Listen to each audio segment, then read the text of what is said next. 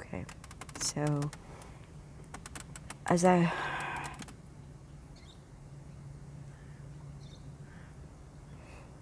didn't lose my train of thought.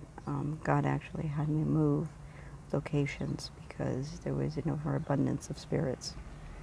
And he had me come to an old area, and the spirits that would hear immediately vacated.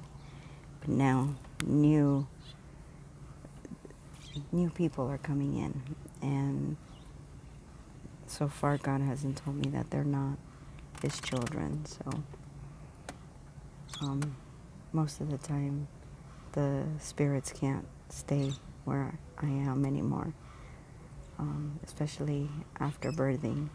I've noticed that these spirits now are forced to vacate the space when I enter.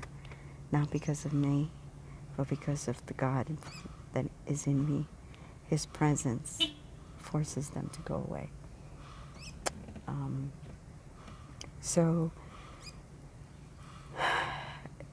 as I was going through the night and this girl's watching me, she's starting to mimic me. She's starting to do the things that I do. And I was like, okay, great. Now I'm going to have to not change my behavior, but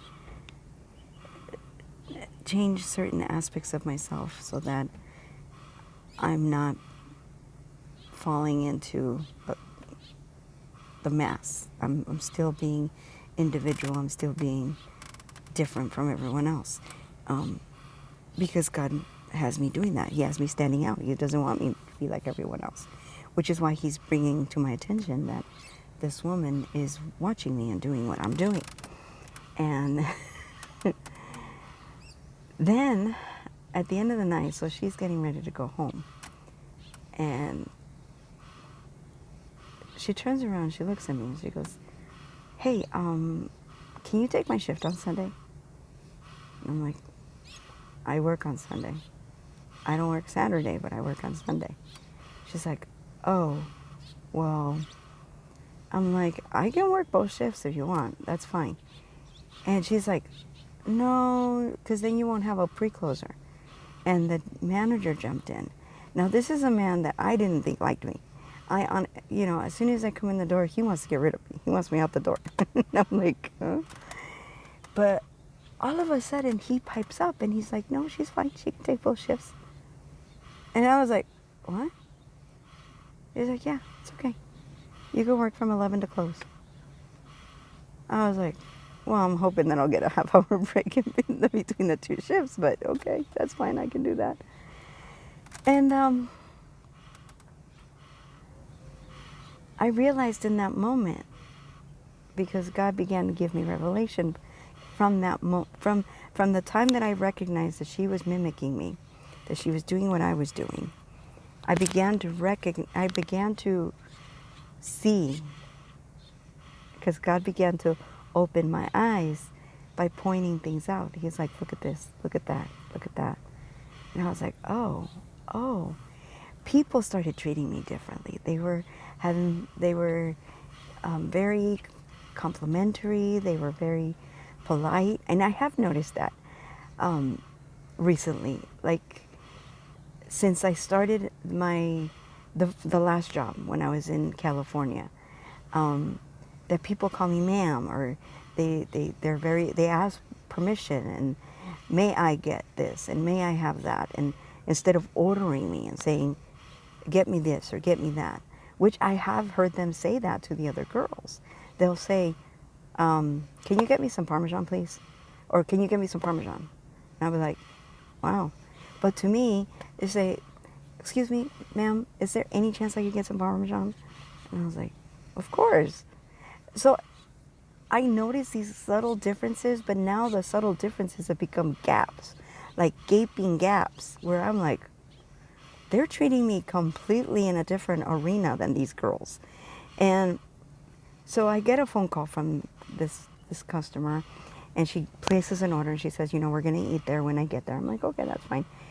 And so this is after this girl leaves, and after Now I'm working a double shift on Sunday, which is fine because I have 3 days off this week, and because of that, I'm not going to make my normal pay, which is going to hurt. But God, but God. And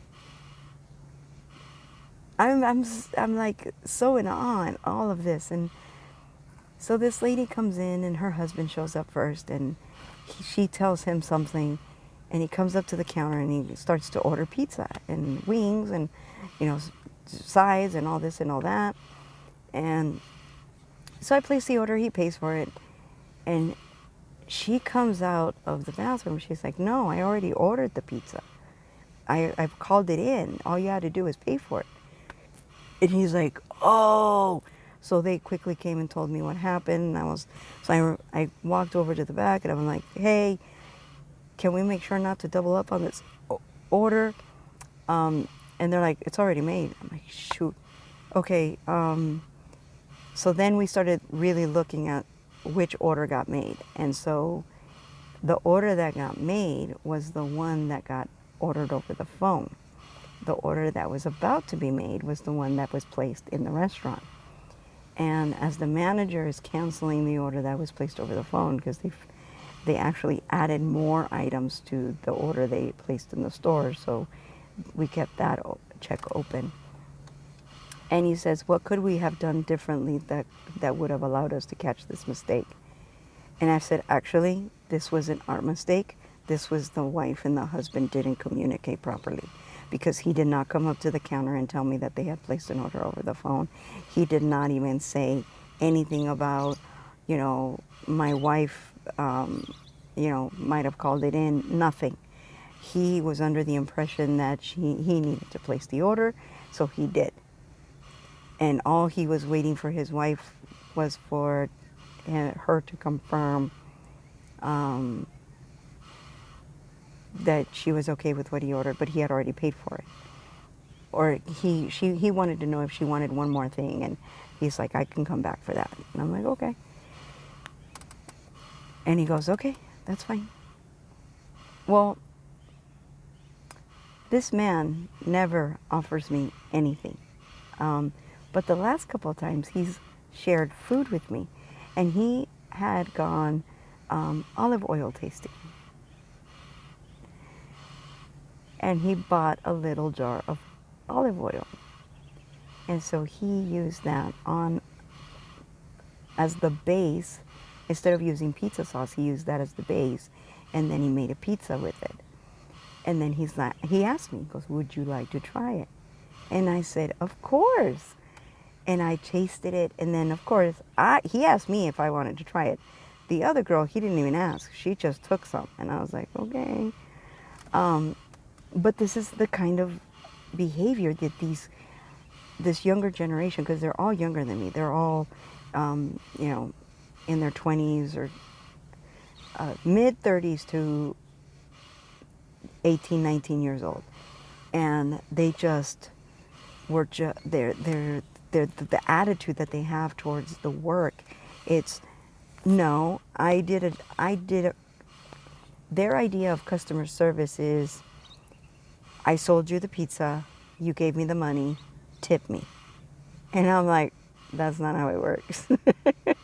You're not tipping for a product. You're tipping for an experience. The reason they tip, it's because you gave them an experience that they wouldn't have gotten anywhere else.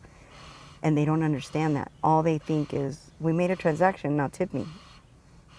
Like, but you haven't done anything.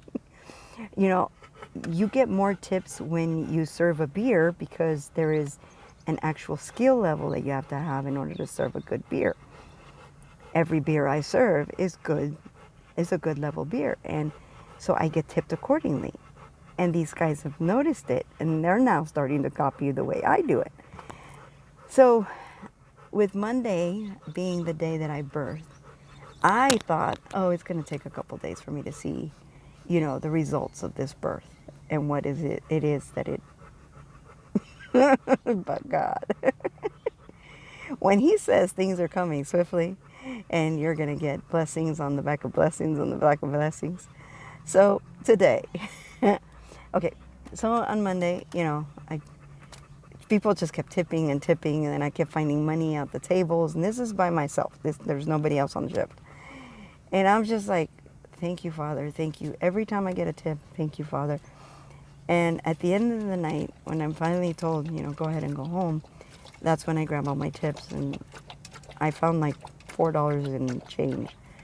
And I was like, what is all this? Anyway, I counted out all the money. And at the end of the night, I ended up with $50, including the change. And I said, God, how do you want me to spend this? And he says, you know what, don't worry about it right now. Just go take the dog to the park, and then we'll go from there. I'm like, okay. So we went to the park, and he took the dog to the bathroom. And he says, you need to go to the bathroom. So go to QT at this place. I'm like, and then he said, you need ice. And I was like, no, I'll just get ice in the morning. And he's like, okay. So I go to QT, I go to the bathroom, I come back out. I didn't put gas there. I came back, went to bed. I slept for the majority of the night, which I haven't been able to sleep. I've been waking up at midnight, staying up till 1, 2 in the morning. Sometimes I don't go to sleep until 1, 2 in the morning, and then I wake up at 4, or I wake up at 3, then I wake up at 4, and then I wake up at 5, and then I'm just waiting for the alarm clock to go off, and I am dog tired. And today, I wasn't tired. But I still fell asleep a couple of hours because I was still tired from the previous night, from the birthing. And then Father says, you're hungry. Or after I woke up, he's like, you need to go eat something. But first take Apollo to go to the bathroom. Like, okay, so I took him to go to the bathroom. And I noticed I was no longer in the shade, so I moved my truck up a little bit so that I could be back in the shade. But I didn't take off. I stayed there. And he goes, you're hungry. You need to go. I was like, I don't want to. So he had me take some turns and some curves and this and that, and I got gas in the morning. I got $20 worth. And then he took me to, first he gave me the idea that I needed to get some wipes, some baby wipes.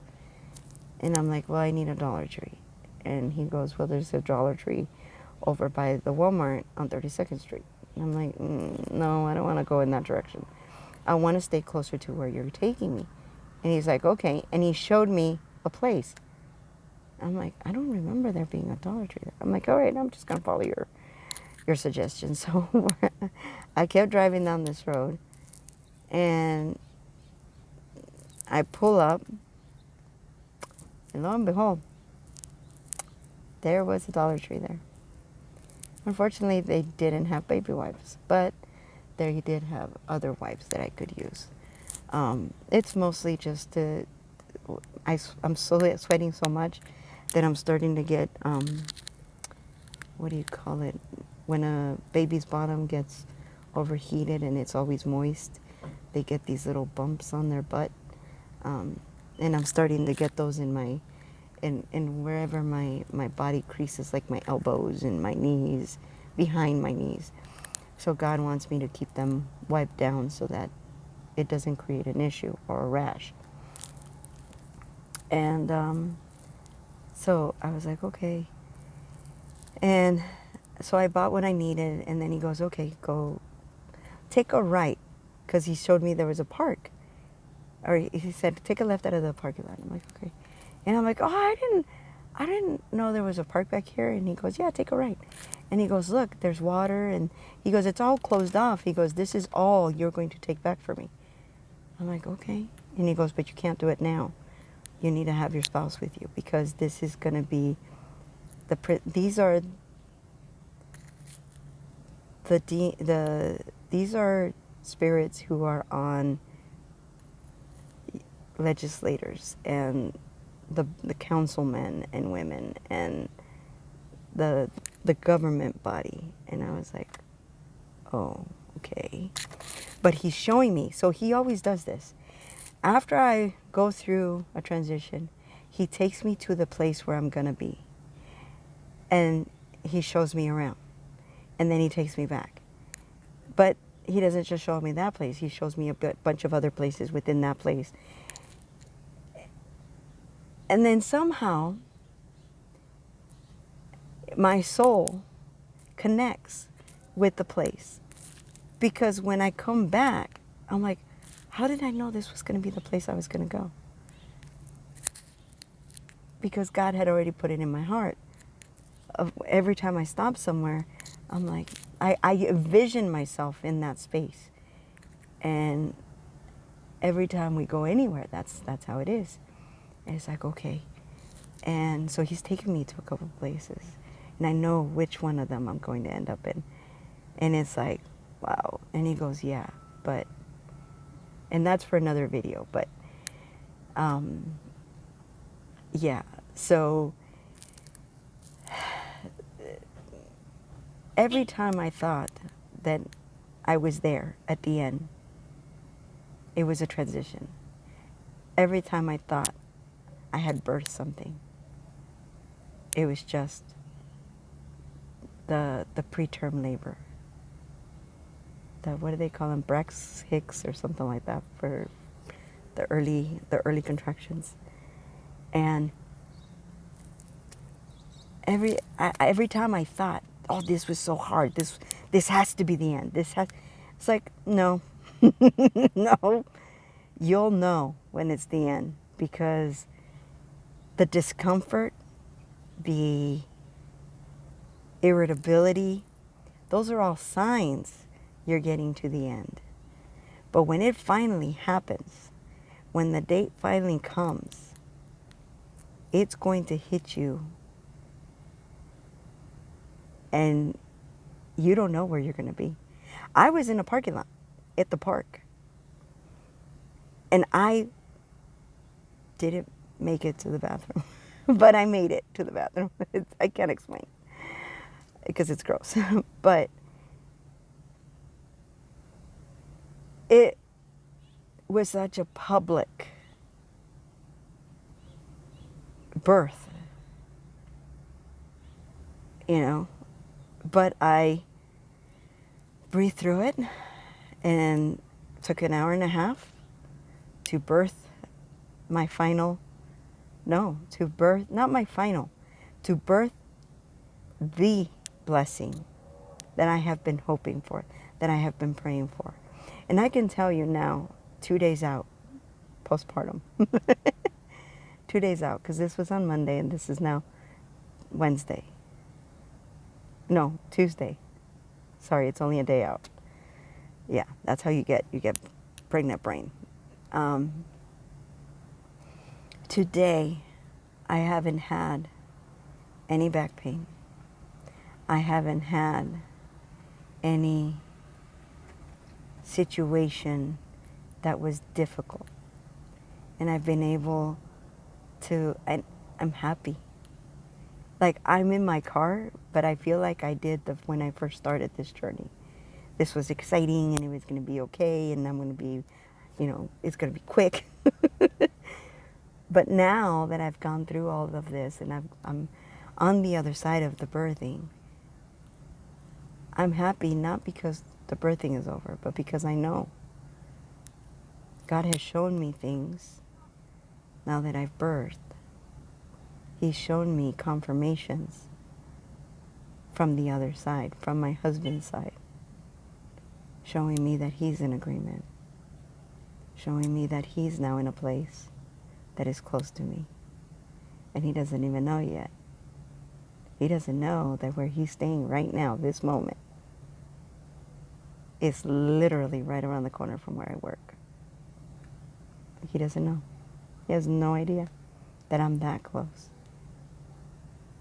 And the words that Just Emily has been releasing, among those words have been letters that God has written to her and has told her that some of these letters are now for some of his daughters as well. So she is now sharing those words. And Father had me continue to focus on 40 days and 40 days. In fact, he was putting 40 in my face all over the place. And I'm like, what is it with the 40? What is it with the 40? And the 40 days and then the 3 days after. The 40 days and the 3 days after, and 72 hours and 70 hours and 71 hours. And I'm like, what does this all mean? And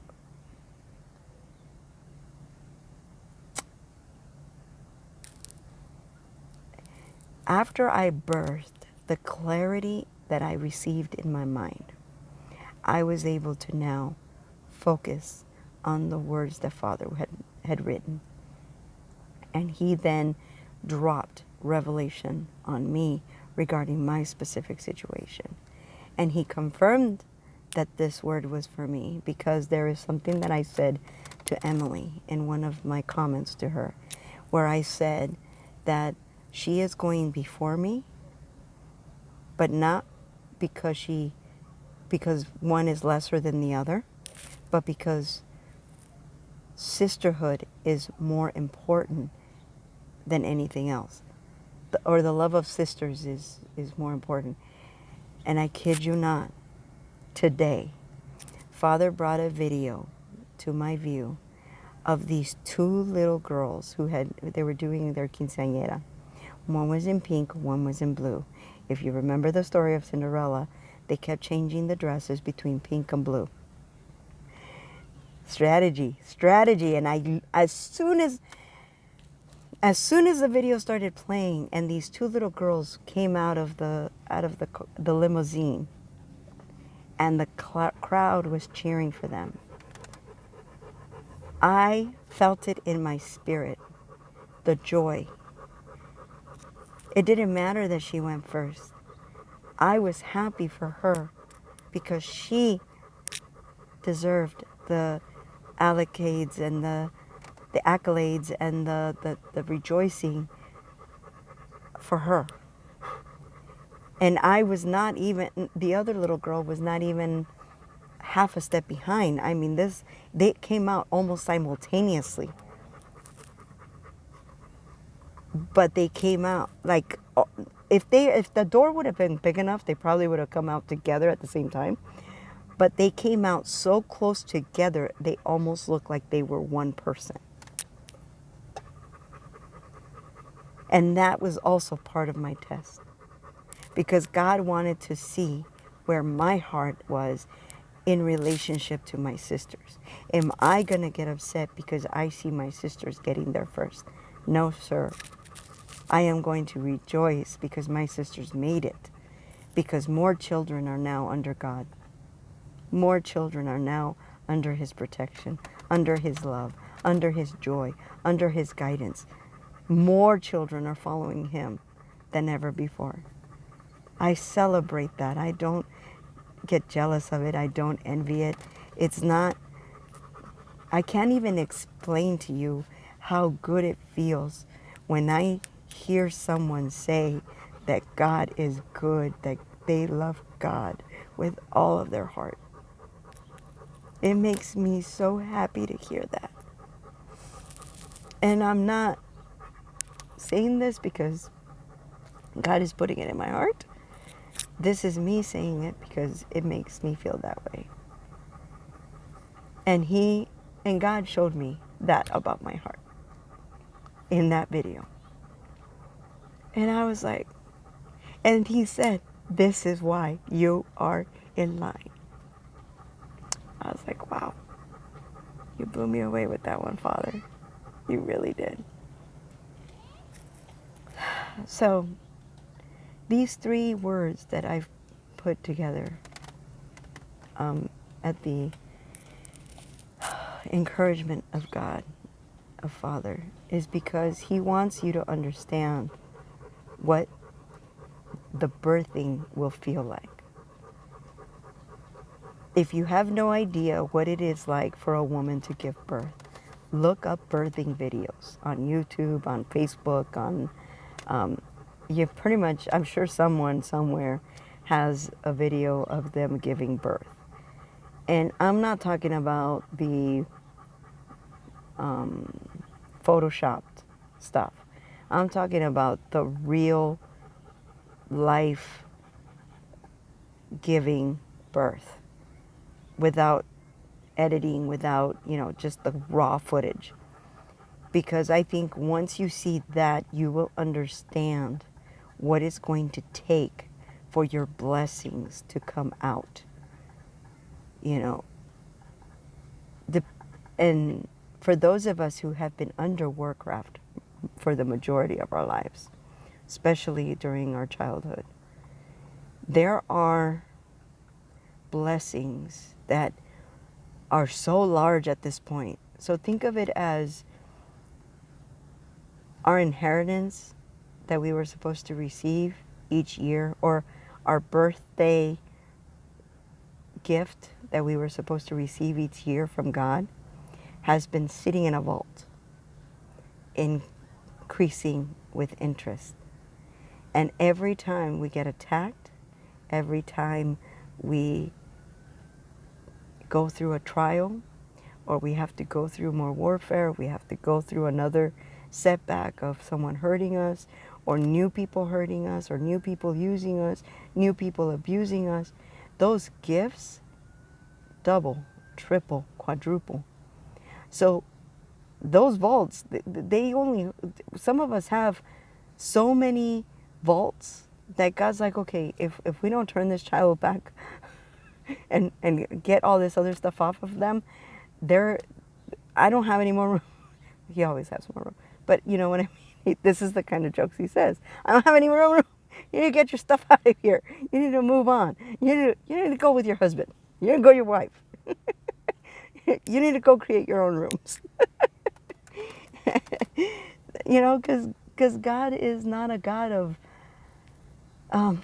in the Bible it says that He is a God of love and joy and dancing. And He is.